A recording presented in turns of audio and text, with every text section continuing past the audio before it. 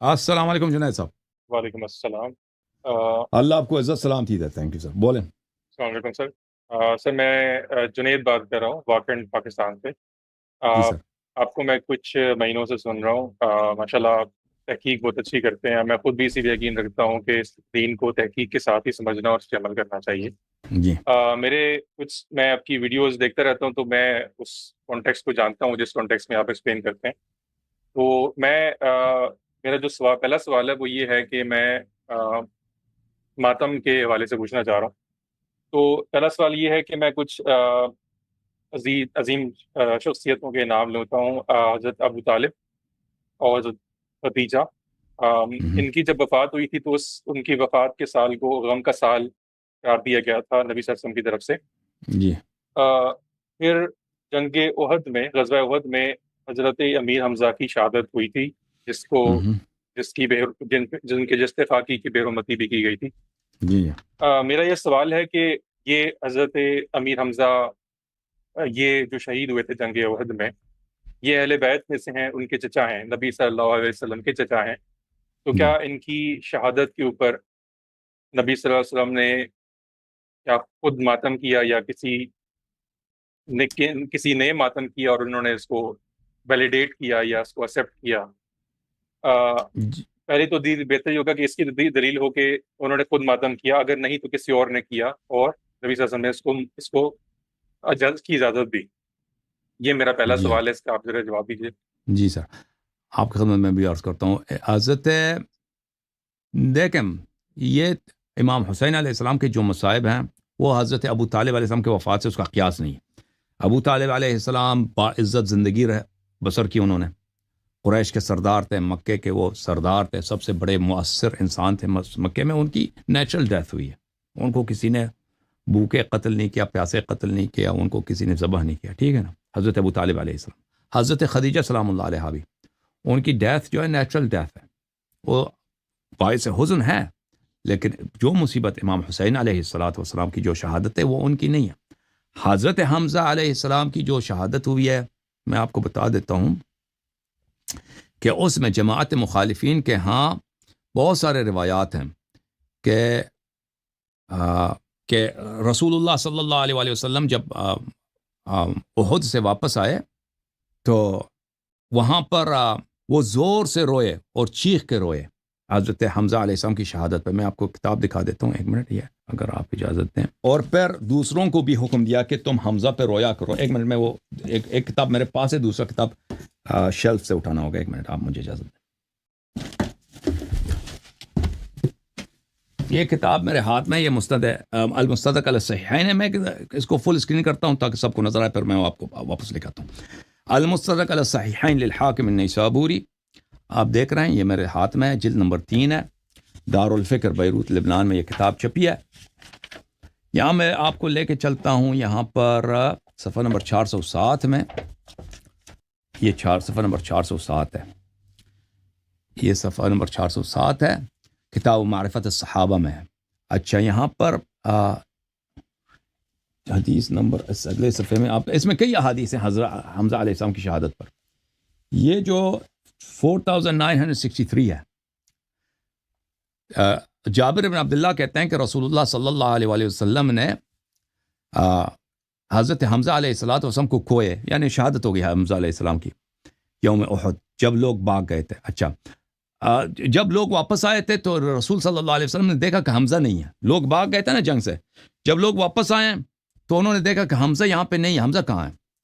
لوگوں نے دیکھا، کسی نے کہا کہ میں نے ان کو ایک درخت کے ساتھ دیکھا تھا کہ وہ لڑ رہے تھے بہت بہادری سے اور کہتے تھے کہ میں اللہ کا شیر ہوں اور نبی صلی اللہ علیہ وسلم کا شیر ہوں، اور میں ابو سفیان اور اس کے اصحاب سے، ابو سفیان اور اس کے ساتھی سے میں برات کا اظہار کرتا ہوں. اچھا، فصار نحوہ، نبی صلی اللہ علیہ وسلم اس جگہ پہ گیا جب انہوں نے دیکھا کہ زندوں میں ابو سفیان حمزہ علیہ السلام زندوں میں نہیں ہے. تو اس شخص نے کہا تھا کہ وہ درخت کے ساتھ میں نے دیکھا تھا، وہ بہت بہادری سے لڑ رہے تھے وہاں پہ. تو وہاں پہ چلے گئے. فلما رأى جبهته بکا، جب انہوں نے دور سے دیکھا اپنے چچا کا جبین مبارک دیکھا، دور سے نظر آیا تو پتہ چلا کہ یہ شہید ہیں، تو روئے ہیں. وَلَمَّا رَأَى مَا مُثِّلَ بِهِ شَهِقٌ، اور جب رسول اللہ صلی اللہ علیہ وسلم نے دیکھا ہے کہ ہندہ نے جو معاویہ کی ماں ہے اس نے حضرت حمزہ کی ناک کاٹی ہے، کان کاٹے ہیں، ہونٹ کاٹے ہیں، اس کا بالکل مسئلہ کر دیا ہے، تو نبی صلی اللہ علیہ وسلم نے شہقہ مارا ہے، شہق نبی صلی اللہ علیہ وآلہ وسلم نے چیخ ماری ہے، یہ نبی صلی اللہ علیہ وسلم کی سنت ہے، ٹھیک ہے نا، شہقہ بولتے ہیں چیخ مارنے اور زور سے رونے کو۔ اچھا، یہ جلد نمبر 2 ہے مسند احمد کی، مسند احمد ابن حنبل جلد نمبر 2، چاپ دار احیاء التراث العربی۔ یہاں پہ میں آپ کو لے کے چلتا ہوں صفحہ نمبر 119 میں، 129 میں، 129 میں، یہ پیج نمبر 129 ہے، ٹھیک ہے نا۔ اس میں ملاحظہ کریں حدیث نمبر 4964، 4964، ان ابن عمر، عبداللہ ابن عمر کہتے ہیں کہ رسول اللہ صلی اللہ علیہ وسلم احد سے واپس آئے، فجعلت نساء الانصار یبکین علی من قتل من ازواجہن، جب وہ واپس آئے احد سے تو انصار کی عورتیں، مدینے والے عورتیں، ان کے جو عزیز قتل ہوئے تھے، شہید ہوئے تھے، تو ان پہ رونا شروع کر دی، انہوں نے رونا شروع کر دی، رونا شروع کر دی، رونا شروع کر دیا، تو عورتوں نے فقال رسول اللہ صلی اللہ علیہ وآلہ وسلم ولكن حمزة لا بواکی له، رسول اللہ صلی اللہ علیہ وسلم نے کہا کہ میرے چچا حمزہ کا کوئی رونے والا نہیں ہے، مدینے والے اپنے مردوں پہ، اپنے شہیدوں پہ رو رہے ہیں، میرے چچا حمزہ کو کوئی یاد کرنے والا، رونے والا، ماتم کرنے والا نہیں۔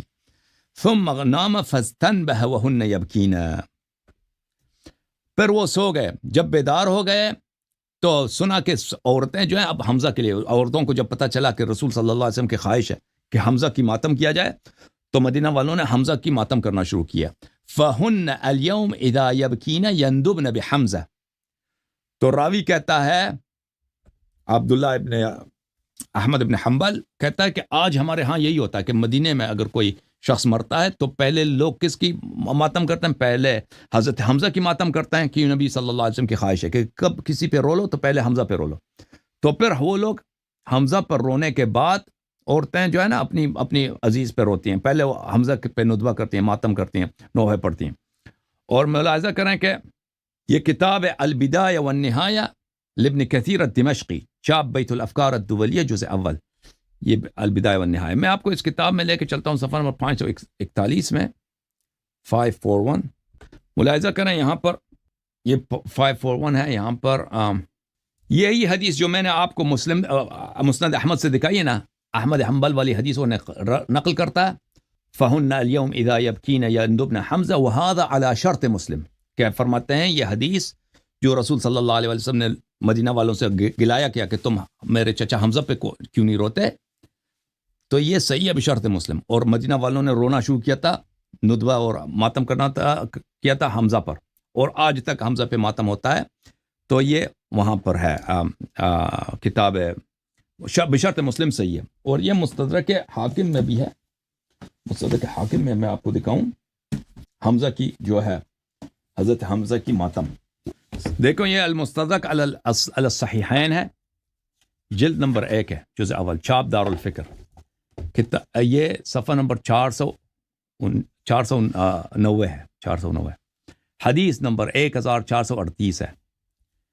انس روایت کرتے ہیں، ھذا حدیث صحیح علی شرط مسلم، علی شرط مسلم، ٹھیک ہے نا، حدیث بشرط مسلم ہے،